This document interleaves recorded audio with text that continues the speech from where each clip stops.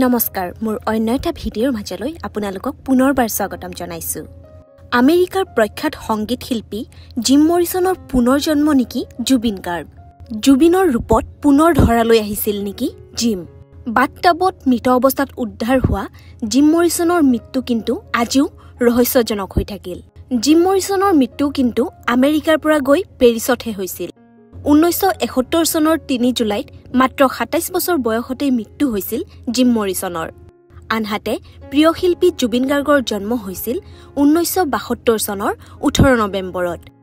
Gym মৰিছনৰ মৃত্যুৰ প্ৰায় এবছৰৰ পিছতেই জন্ম হৈছিল জুবিন গাৰ্গৰ। জুবিন গাৰ্গ দেখাত প্ৰায় লেজাৰ্ড কিং জিম মৰিছনৰ দৰেই। জুবিন গাৰ্গ আৰু জিম মৰিছনৰ মাজত আছে যথেষ্ট সাদৃশ্য। অসমৰ প্ৰাণৰ শিল্পী জুবিন গাৰ্গৰ আৰু জিম মৰিছনৰ পুনৰ জন্ম নেকি এই চৰ্চা এতিয়া সামাজিক মাধ্যমত।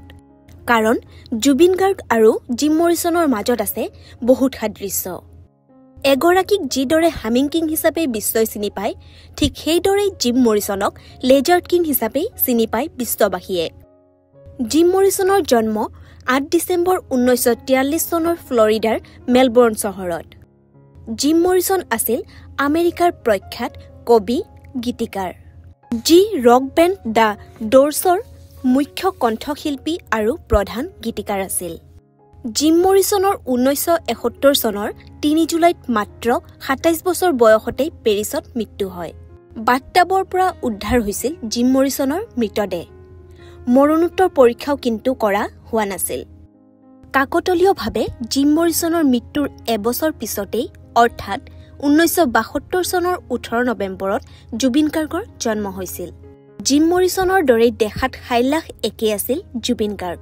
সাজ পোছাক, কথা বতৰা, ধৰণ কৰণতো দুয়োৰে আছিল এক অদ্ভুত সাদৃশ্য।